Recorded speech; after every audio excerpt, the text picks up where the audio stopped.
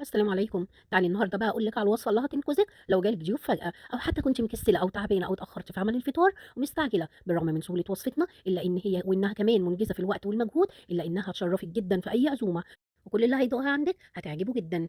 هنعمل النهارده الكبسه السعودي باسهل واسرع طريقه وبالطريقه الاصليه. معايا يلا نسمي بالله. معايا هنا حله على النار فيها حبه من الزيت، نزلت بمعلقه كبيره من السمنه البلدي، معايا بصلتين كبار او 3 متوسطين، هنزل بقى بالبهارات الصحيحه بتاعتي. معايا ورقه اللوري 2 من اللومي، عود كده من القرفه، 4 فصوص كده من الحبهان زيهم من القرنفل. وهنا بقى لو حابة أكلتِك تبقى spicy ممكن تنزلي بقرن فلفل أخضر حامي. شوّحت البصل والتوابل لحد ما ظهرت ريحتهم، نزلت باللحمة هاشوّحها كويس جدًا كإني باحمّرها لحد ما تاخد لون حلو. هانزل بقى عليها بالبهارات بتاعتي، وهنا مش هاستخدم بهارات كتير، أنا معايا ملح وفلفل، وهاستخدم نُص معلقة صغيرة بس من الكمون والكزبرة والشطة، ومعلقة كبيرة من الكاري، والكاري هنا مهم جدًا، وحطيت معلقة من بهارات الكبسة ودي لإن هي كانت عندي. حطيت كمان معلقة صغيرة من القرفة، بما إني حاطة قرفة عيدان بس باحط برضه قرفة بودر بتعزّز طعمها جدًا. حطيت بقى معلقة كبيرة من التوم المفروم، شوّحت كلّه كويس جدًا، نزلت بمعلقتين كبار من الصلصة وعليهم طماطمتين أو 3 مبشورين، بشراهم، مش ضرباهم في الخلاط، وشوّحتهم كويس جدًا، سِبتهم 10 دقايق الأول مع بعض،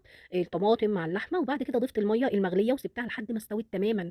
أول ما اللحمة استوت معايا كده، يعني ناقص لها قولي 10 دقايق كده على السِوَى، بس أنا باحب أسوّي اللحمة زيادة فسِبتها لمّا استوت. وبعد كده ضِفت لها الرز البسمتي. الرز البسمتي عندي كلنا عارفين إن إحنا بنعمله كل كوباية من الرز البسمتي عليها كوباية ونُص من المَيّة، لكن هنا أنا ناقعة الرز البسمتي ربع ساعة. طالما نقعتِ الرز يبقى هتحتاجي مَيّة أكبر بعقلة صباع واحدة بس، وسِبته لحد ما اتشرّب مَيّته وباتعامل معاه زي الرز العادي. أول ما يتشرّب المَيّة خلاص باوطّي عليه واهدّيه واسيبه يكمّل سِوَى. وما تحلاش طبعًا الكبسة من غير الدقوس. حطيت 3 طماطم في الكبة عليهم قرن فلفل أخضر وفصين كده من التوم المفروم، حطيت كمان معلقة من الخل وزيت الزيتون ومعلقة من هريسة الشطة وحبة كده من الكزبرة الخضرا، حطيت نُص معلقة صغيرة من الكمون والكزبرة والشطة، وحلاوتها إن هي تبقى حامية. أهم حاجة زي ما قُلت لك إن الدقوس بيتعمل في الكبة مش في الخلاط.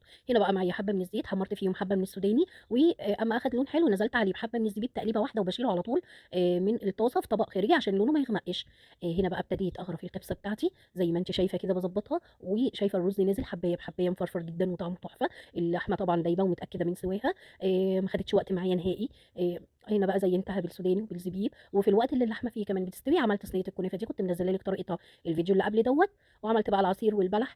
بجد أسهل وأسرع وجبة فطار ممكن تعمليها ومن غير تعب خالص، والنتيجة بتاعتها بتكون تحفة، هتشرّفِك في أي عزومة. جرّبيها بطريقتي هتعجبِك بإذن الله. لو عجبتِك وصفة النهارده يا ريت ما تنسيش اللايك والشير ومتابعة للقناة عشان يوصلِك منا كل جديد، وتعليق لو بحرف يرفع الفيديو ويوصل لأكبر عدد ويستفيد، وأكيد اشتراكِك في القناة هيسعدني. أستودعكم الله الذي لا تضيع ودائعه ودمتم في حفظ الله وأمنه، والسلام عليكم ورحمة الله.